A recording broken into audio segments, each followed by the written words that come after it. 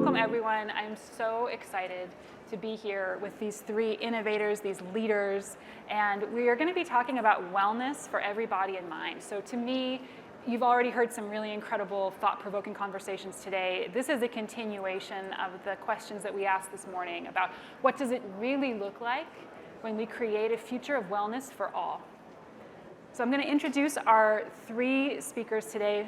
Really excited for this conversation, folks. Here we have Sinikiwe and Delaweo.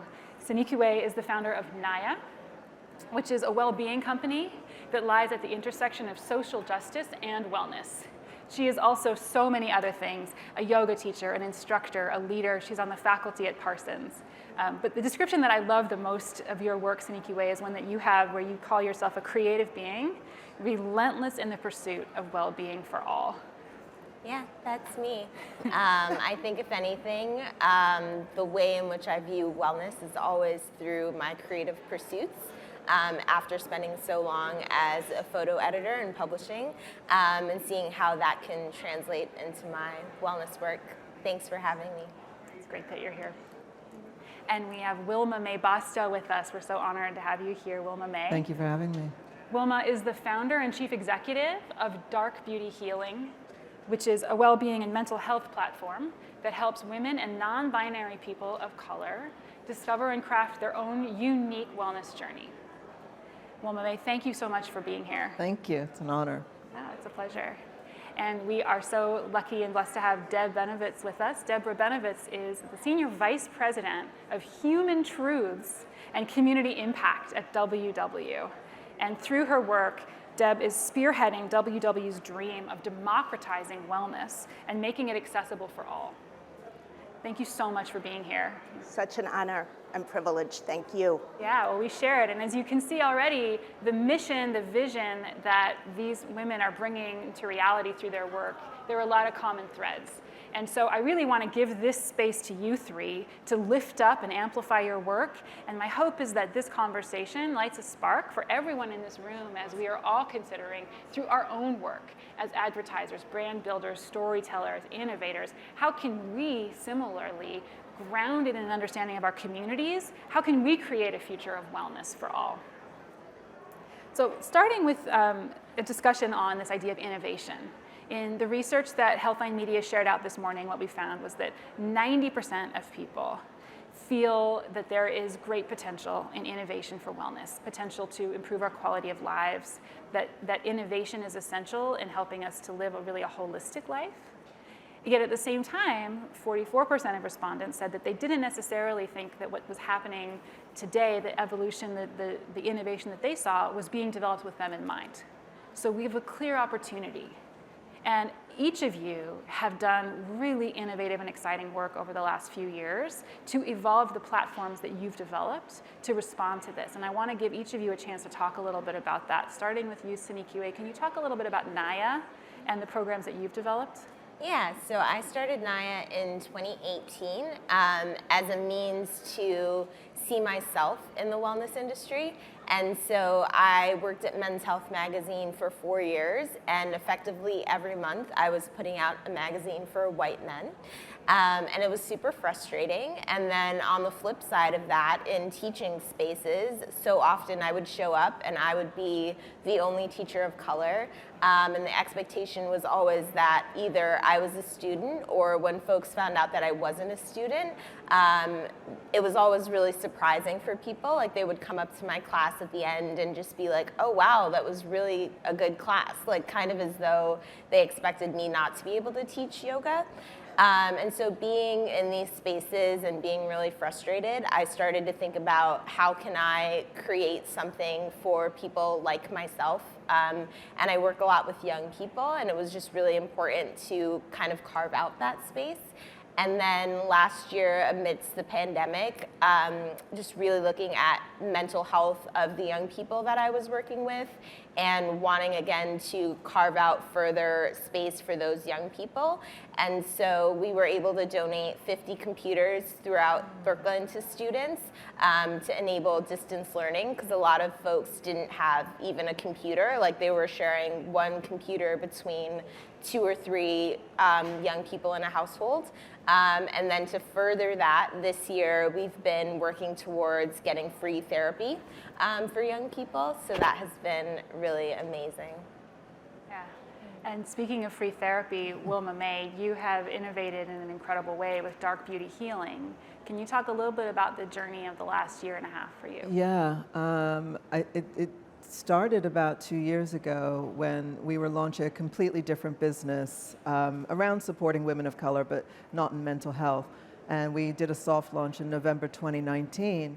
And by the time we went into lockdown and we were trying to figure out how we were going to turn up in the world, I woke up one morning with a panic attack in maybe late March of 2020.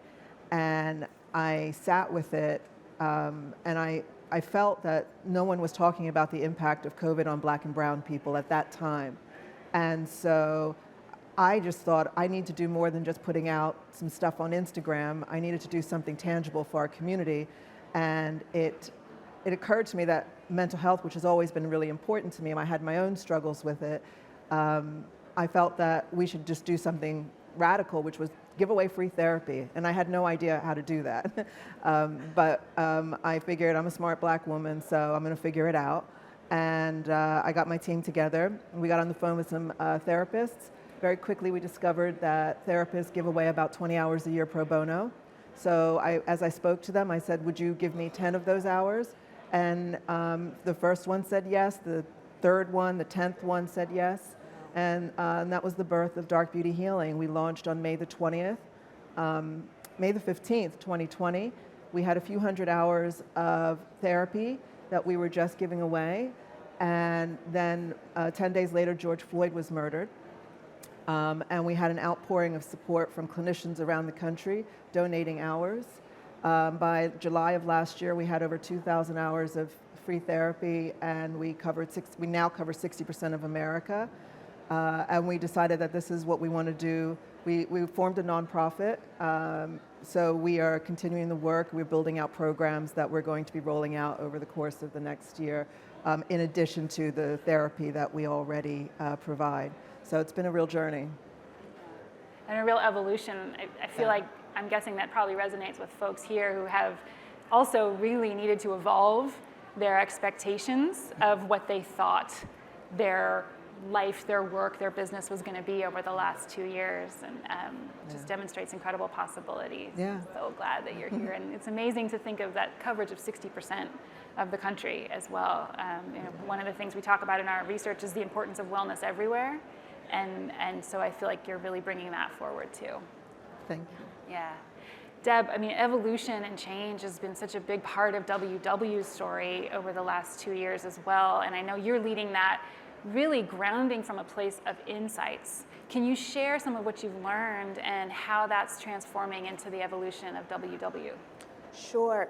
So in contrast to these amazing entrepreneurs, I had a platform. WW, formerly Weight Watchers, had a platform of millions and millions of people. And they told us that, hey, weight loss is one piece of wellness, but it's bigger, it's much bigger. And they may come for weight loss, but they're looking for wellness, and they stay for wellness. And they actually said we're traveling on a different highway if we just talk weight loss, because it's so much bigger now. In fact, they said as we started evolving and we got into these more holistic programs, they said, yes, you have a holistic program, but look at the whole me. We want to be looked at, we want to be seen as a whole person. So we started with these pillars, and we listened to consumers. My role is called Human Truths. Like, what is the truth underlying what you're telling me? They wanted us to look at the whole person and understand that they were stressing and that they needed to sleep better and that all of it fit together, and they needed to move more and they needed to eat better. And we're still listening for what the next few pillars will be, but it's tell us what you need, and we will come up with a personalized solution that meets your needs but also meets everyone's needs. And our dream is to democratize wellness and to make it accessible to all, to people everywhere, families everywhere. Resonates so much that this vision of wellness for all can come to life through so many different types of platforms, and that's really what's represented here on the stage. Something that I've shared with Deb, and I'll share with this group too personally, is that WW has had a positive impact on my life. And that really, for me, came from the community. That came from my local group, what I learned in that group about my relationship, not just with food, but to your point, really how the role that food played in my life and what wellness could be like, I carry with me now. And community is something that has been important, really central to all three of your work. And I'd love to dig into that a little bit more, especially as we think about community in person, community on virtual platforms, and how you've connected that. I mean, Sanikiwe, the check-ins that you've been leading with Naya, to me, are really, really powerful example of that. How did those evolve, and what are you learning from that? Yeah, I mean, I think the biggest takeaway from the last year was how broader a reach I could have using the internet. So prior to the pandemic, most of my work was really focused here in New York and in Brooklyn. And then given the fact that we couldn't congregate in person, started to look to, okay, building out the social media platform which we had, and noticing, oh wow, people from Australia are chiming in, or people from Canada are chiming in. And that felt really, really great. And to be like, oh, this is resonating with people outside of my like New York City, LA bubble, right? And starting to think about, again, like how to create opportunities for people to connect from all over. And also, I think, thinking about the types of content that was shared, and thinking about it from a less like so U.S. perspective, right?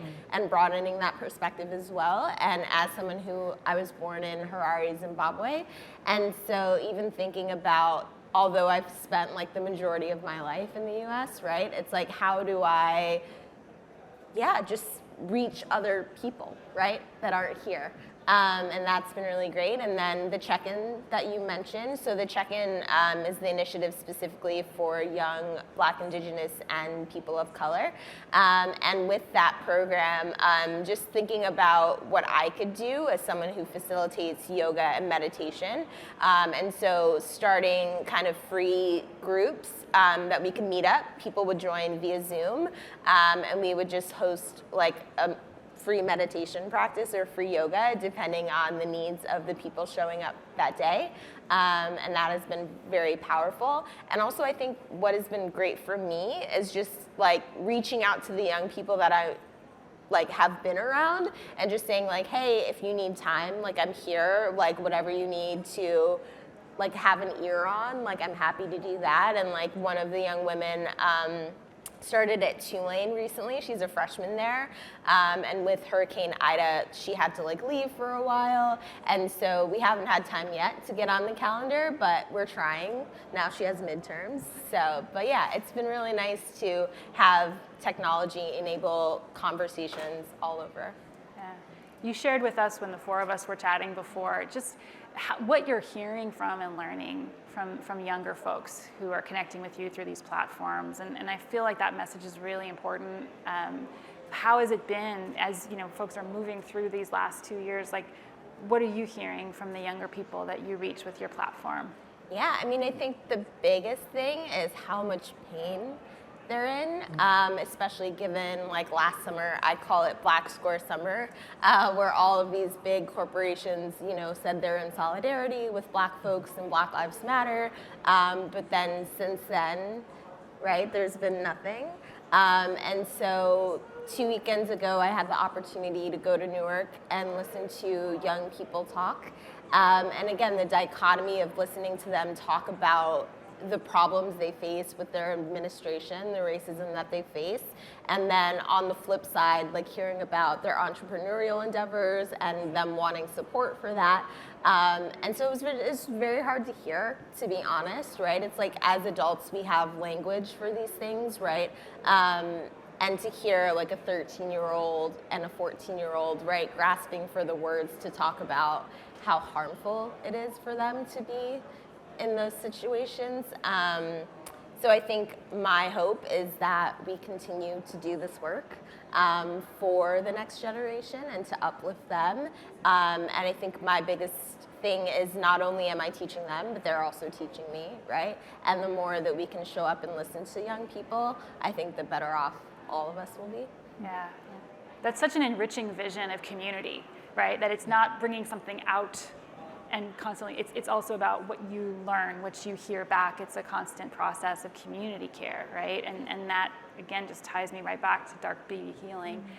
You started out with building this mental health toolkit and beginning to create the platform. And how would you describe the evolution of the platform and what you are learning and bringing back? Yeah, it is an evolution. It's always ongoing and it's always shifting.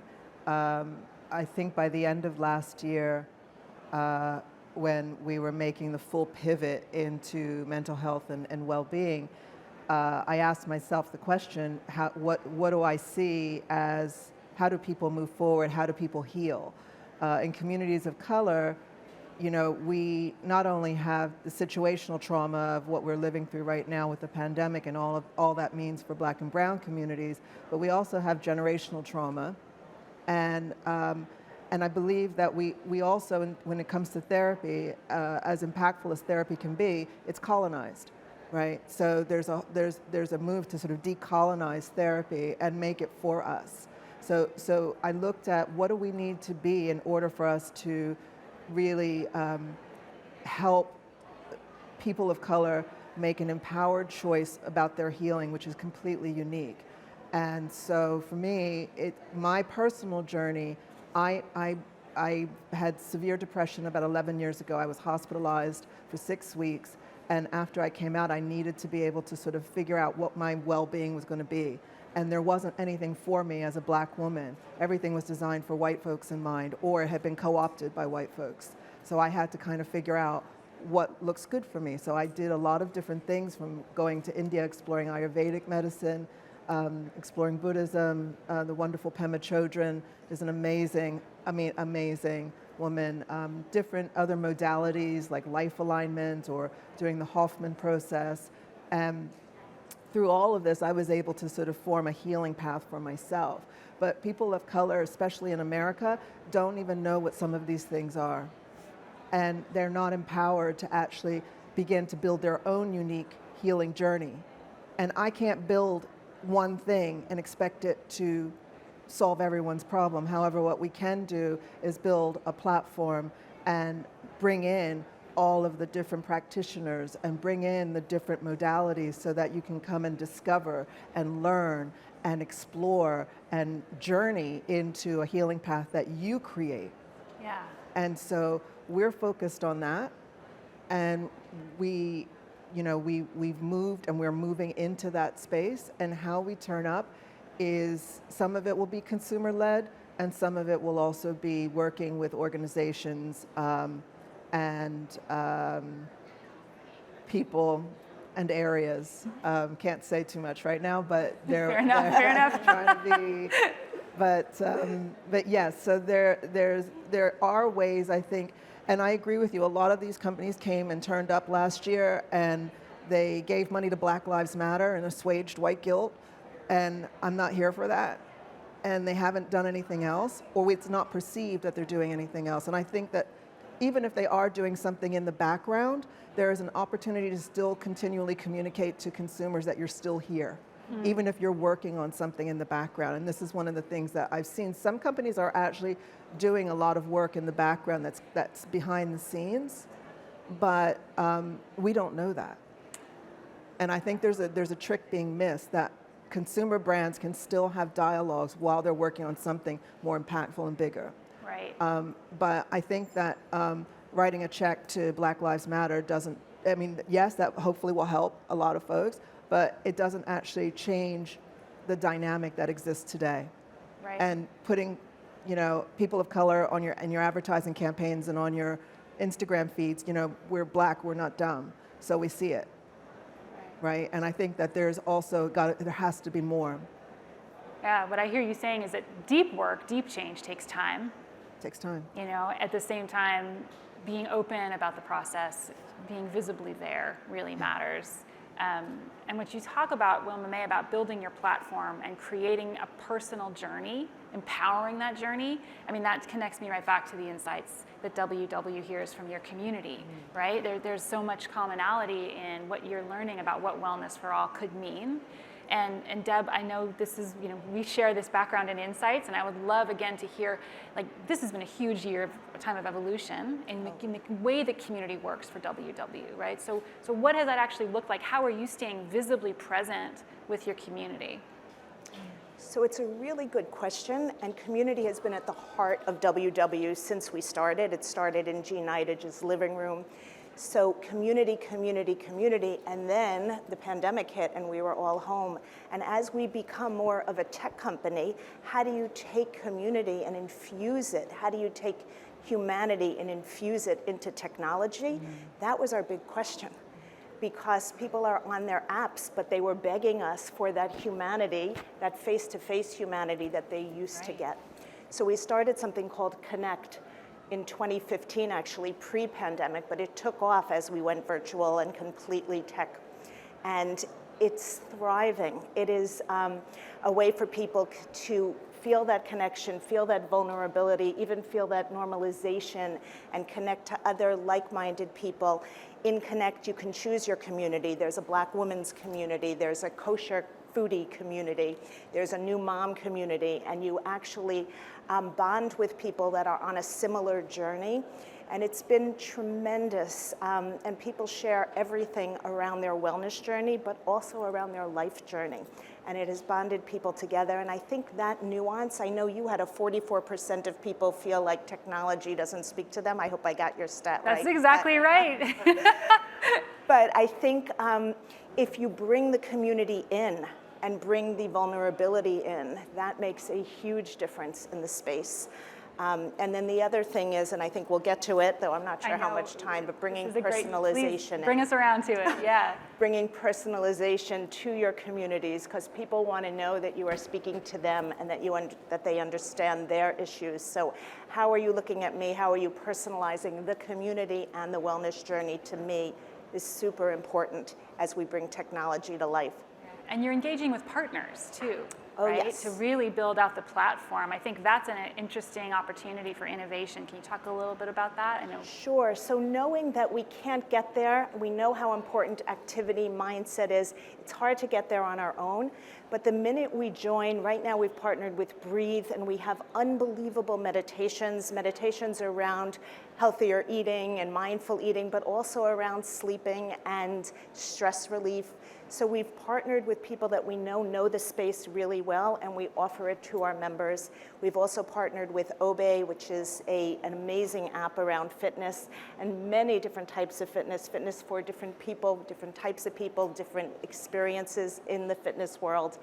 And it's been amazing to choose these partners that share our values and that bring more to the consumer.